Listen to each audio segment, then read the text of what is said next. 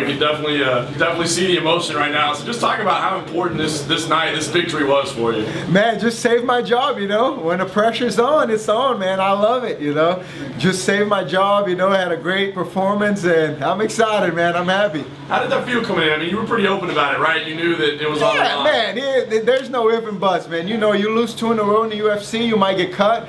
They gave me another shot, you know, because I fought injured my last fight, and, you know, the whole Jesse Taylor thing. And they're like, all right, here we go. We'll give you one more. And they finally gave me a freaking MMA fighter, man. My last 2 fights was a blanket. It's like, oh, Kami. I was like, my goodness, man. So then, you know, just a great matchup. And, you know, man, I got plenty in the tank. First UFC win since November 2014. Like, how does that feel to just get the win and just, you know, take me through these last couple of years, just trying to, you know, get back in the UFC and get that win again? Man, it's been a rough road, man. 2014, huh? Yeah, that's like 4 years, man. And it was rough, man. It was rough, but God was with me, by my side, man, and he just kept pushing me, and I believe in myself, man. I know how good I am. I've said that. You can look from interviews back in 2013.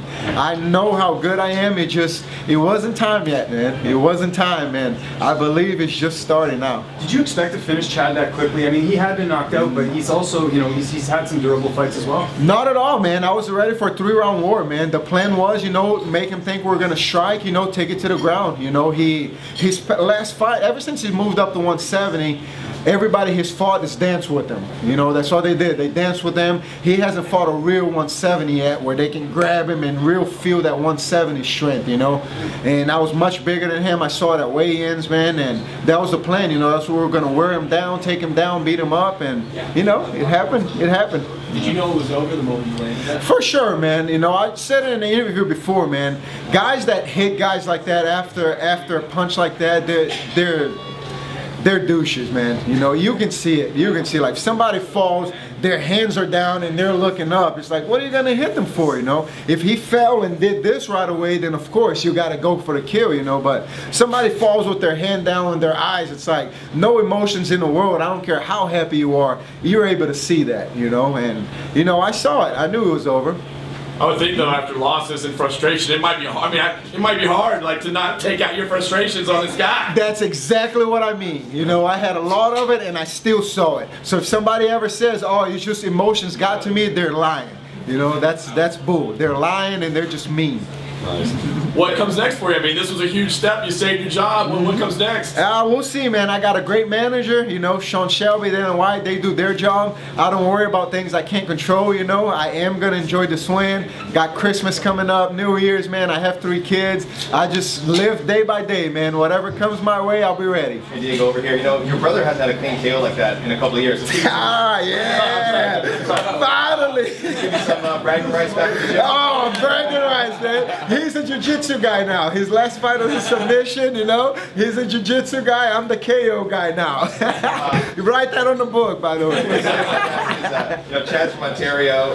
Your other UFC win, which you mentioned earlier, was against a Brazilian in Brazil. Yeah. Is that the key? You go into people's homes? I think so, man. I think so. This was what, my 7th fight? My 7th fight in Canada, but against the 5th Canadian, and I beat all of them. So, you know, just bring me back to Canada and let me fight a Canadian. I'll be all right.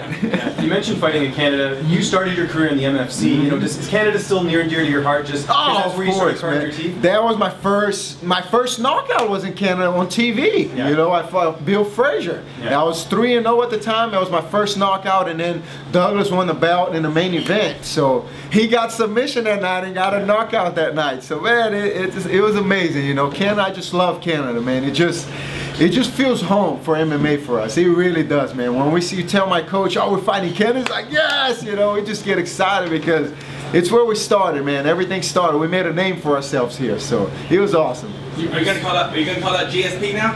GSP, yeah, right? Yeah, man, that's a good one, you know. GSP, fight me in Canada, man. In Toronto, yeah.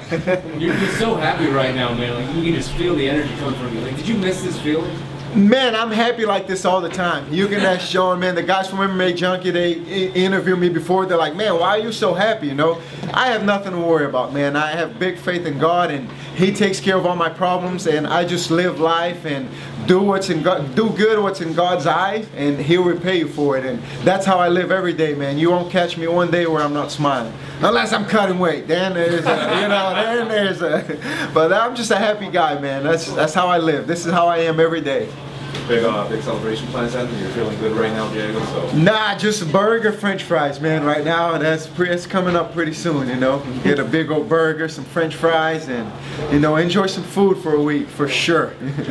In your post-fight interview, you got down on your knees. It was a bit unclear to us just hear what you were saying. Were you asking for a bonus? Oh yeah, for sure, man. I was just telling Dana, you got to put your name out there, man. And then I saw him backstage as well, and I was like, come on, man, you saw it, Got to give him something extra to think about, man. I got the crowd into it. I don't know if you guys could hear it or not, but once I asked him on my knees there, the crowd got into it. I was like, all right, I think I got this. So we'll see. Did Dana say anything to you? He said, man, there's plenty of fights left. I was like, good, we'll see. It's following up. This side just keep going to a decision, so we're going good so far. We'll see. What would that extra 50 grand mean to you financially? It mean nothing, man. Like I told you, dude, I have nothing to worry about, man. I'm happy the way it is. If it comes, it's a blessing. If it doesn't, I don't care, man. If it does come, I'll just be helping out a lot more people in Christmas, That's all it means, man. Money's nothing, dude. Money comes and goes. I made a lot of money before. I've had nothing before. It doesn't bother me at all, man. I'm the same way, with it or without it, Do you know if anyone bet on this fight? Because I don't know if you saw, you winning in round 1 was something like plus 1,300. No way! Oh man, I should have told my friend that. That's a good. I didn't know that, so that's crazy. What was the normal odds though? I mean, not that high usually. I mean, I think the odds of you beating him by knockout. Oh wow! Hey, hope somebody put up that money. Hey, send me a percentage. Good. Thank you, brother. Thank you. Cool. Thank you, guys.